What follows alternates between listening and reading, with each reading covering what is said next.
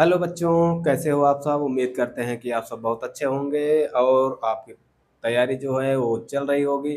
तो आज रक्षाबंधन का पर्व है, तो हमारी तरफ से आप सबको रक्षाबंधन की बहुत सारी शुभकामनाएं। तो आइए, आज हम क्लास 10th जो हमारी हिंदी है उसका पद्य में हम पहला पाठ पढ़ रहे हैं। सूरदास के जो पद हैं उसमें हम कुछ पदों का अध्ययन कर चुके हैं, कुछ की व्याख्या हम देख चुके हैं। तो आज हमारा पद्यांश नंबर 6 चल रहा है।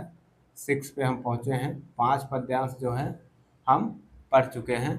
तो ये जो पाठ है बोर्ड एग्जाम की दृष्टि से बहुत ही महत्वपूर्ण है, तो इसकी व्याख्या आपको आनी चाहिए। इसकी व्याख्या को आप लोग अच्छे से पढ़िए। इससे पहले हम जो व्याख्या देखे हैं वो अगर उसको आपने नहीं देखा है तो आप जा करके हमारे हिंदी की जो प्लेलिस्ट है बायो विद तोसी मैम हिंदी मीडियम पर, जो आपका यूट्यूब चैनल है, उसमें जा कर के प्लेलिस्ट में ढूंढेंगे तो जितने पीछे के वीडियो हैं जो हम पढ़ा चुके हैं वो सारे वीडियो वहाँ आपको प्लेलिस्ट में मिल जाएंगे।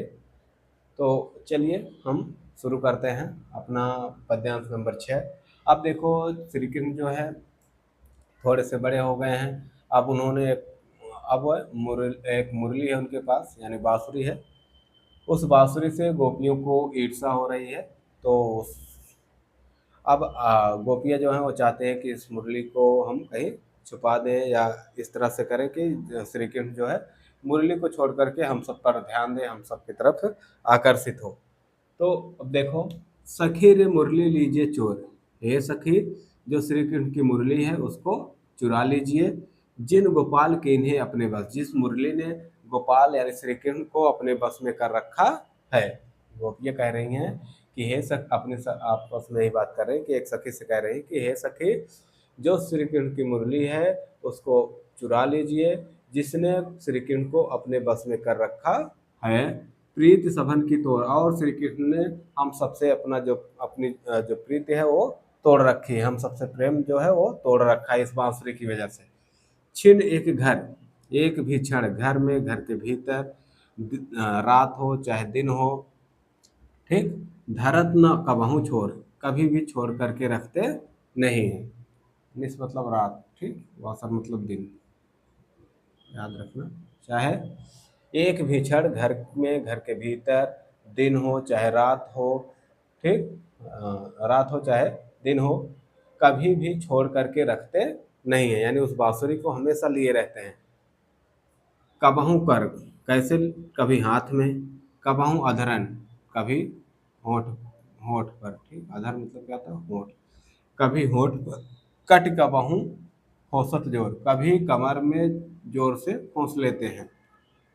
ना जाने मेल मोहिनी राखे अंग अंग घोर, ना जाने इस बांसुरी ने कौन सा मोहिनी मंत्र दे रखा है कि इसे कभी भी अपने से अलग नहीं रखते।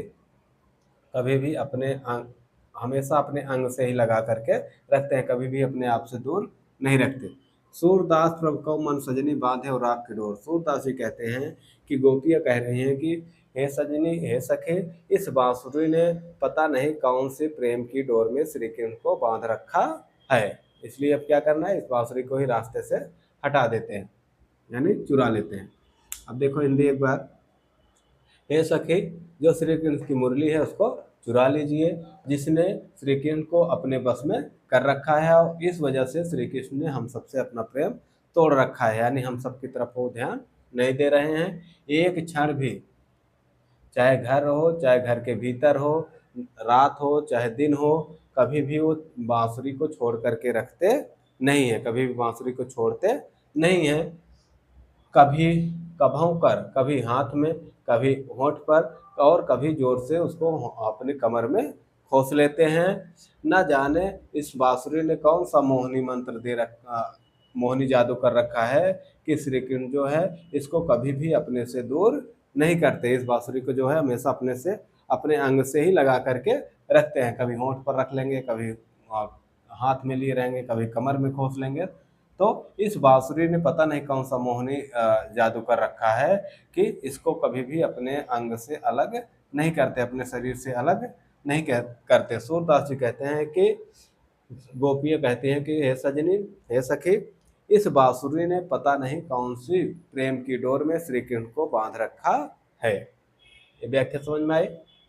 अगर समझ में आई हो तो ठीक है, फिर हम आगे बढ़ें। नहीं तो अगर कोई चीज़ कोई भी शब्द जिसका अर्थ आपको न पता हो तो उसको आप कमेंट में पूछ सकते हैं, फिर हम अगले वीडियो में उसका उत्तर आपको बता देंगे। तो चलिए, आपका पद्यांश नंबर 6 समाप्त होता है। पद्यांश नंबर 7 में अ, हम देखते हैं पद्यांश नंबर 7 की व्याख्या। अब पद्यांश नंबर 7 में क्या है, वह जब श्री कृष्ण हैं वो अब मथुरा चले गए हैं, तो जो मथुरा की जो यादें हैं वो श्री कृष्ण को बहुत सता रही हैं। तो वहाँ पर वो उनके एक मित्र हैं उद्धव, उद्धव से वो अपने मन की बात बता रहे हैं कि गोकुल में कैसे उनका जीवन व्यतीत होता था, किस तरह से वो आनंद लेते थे गोकुल में। तो आइए देखते हैं पद्यांश नंबर 7। उद्धव मोहि ब्रज बिसरत नाहि। उद्धव मुझे ब्रज जो है बिसरत ना, बिसरत मतलब भूलना ना, भूलना, बिसरत मतलब भूलना। उद्धव मैं ब्रज को भूल नहीं पा रहा हूँ, यानी जिस ब्रज से मैं आया हूँ उस ब्रज को मैं भूल नहीं पा रहा हूँ।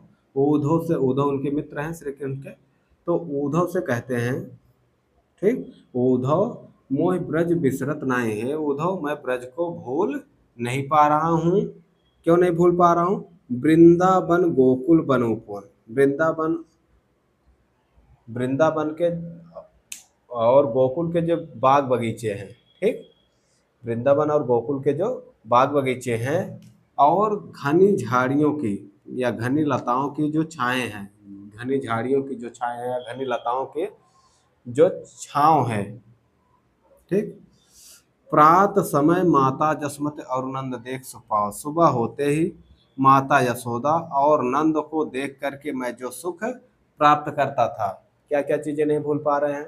वृंदावन गोकुल के जो वन बाग और बगीचे हैं, जो घनी झाड़ियों की छांव है, ठीक। सुबह होते ही माता यशोदा और नंद को देख करके जो मैं सुख प्राप्त करता था, आनंद प्राप्त करता था।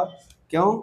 माखन रोटी दही सजायो, माखन रोटी और दही सजा करके, ठीक है, अतिहित साथ खवावत, अत्यधिक प्रेम के साथ, अत्यधिक आनंद के साथ खिलाते थे, ठीक। जो नंद और नंद बाबा हैं और माँ यशोदा जो हैं, वो माखन रोटी और दही सजा करके अत्यधिक प्रेम के साथ वो हमको खिलाते थे। गोपी ग्वाल बाल संग खेलत, गोपी के जो बच्चे हैं, गोपियां जो हैं, जो ग्वाले हैं और उनके जो बच्चे हैं उनके साथ खेलते हुए सब दिन हंसत सिरात, सब दिन जो, यानी जो सारा दिन है वो हंसते हुए, सिरात मतलब समाप्त हो जाता था, बीत जाता था, ठीक। गोपी ग्वाल बाल संग खेलत सब दिन हंसत सिरात, गोपियों के साथ, ग्वालों के साथ और उनके बच्चों के साथ खेलते हुए सारा दिन जो था हंसते हुए बीत जाता था। सूरदास जी कहते हैं कि धन्य है ऐसे ब्रजवासी जिनके हित की चिंता भगवान श्री कृष्ण करते हैं। इस जदजात मतलब श्री कृष्ण, ठीक, जदजात मतलब श्री कृष्ण। सूरदास जी कहते हैं कि धन्य हैं ऐसे ब्रज के लोग जिनके हित की चिंता भगवान श्री कृष्ण करते हैं। अब देखो, इसकी एक बार हिंदी देख लो। उद्धव मुझे मैं ब्रज को भूल नहीं पा रहा हूँ। वृंदावन गोकुल के जो वन और बाग बगीचे हैं और उनकी जो घनी झाड़ियों की या घनी लताओं की जो छाएं हैं, छाँव है, ठीक। सुबह होते ही माता यशोदा और नंद के को देख करके जो मैं सुख प्राप्त करता था।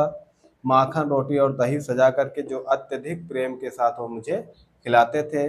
गोपी ग्वाल बालों के साथ खेलते हुए मेरा सारा दिन हंसते हुए बीत जाता था।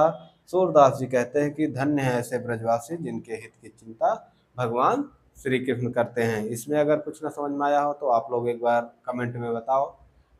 अगर कोई भी लाइन जिसकी व्याख्या आपको न समझ में आई हो या कोई ऐसा शब्द जो आपको कठिन लगता हो, जिसकी आपको जिसका अर्थ पूछना हो तो एक बार कमेंट करके पूछ लो, नहीं तो फिर अब हम अगले व्याख्या जो है वो कल पढ़ाएंगे, क्योंकि बोर्ड पे 2 ही पद्यांश लिखने में बोर्ड जो है पूरा भर जाता है, तो थोड़ी सी दिक्कत होती है। नहीं तो आपके लिए भी आराम है कि दो दो पद्यांश की व्याख्या अगर आप पढ़ेंगे तो आपके लिए आसान होगा। अभी हमारे पास टाइम बहुत है, हमारा एग्जाम जो होगा बोर्ड का वो आपका जनवरी के बाद ही होगा, तो जनवरी तक का टाइम है हमारे पास।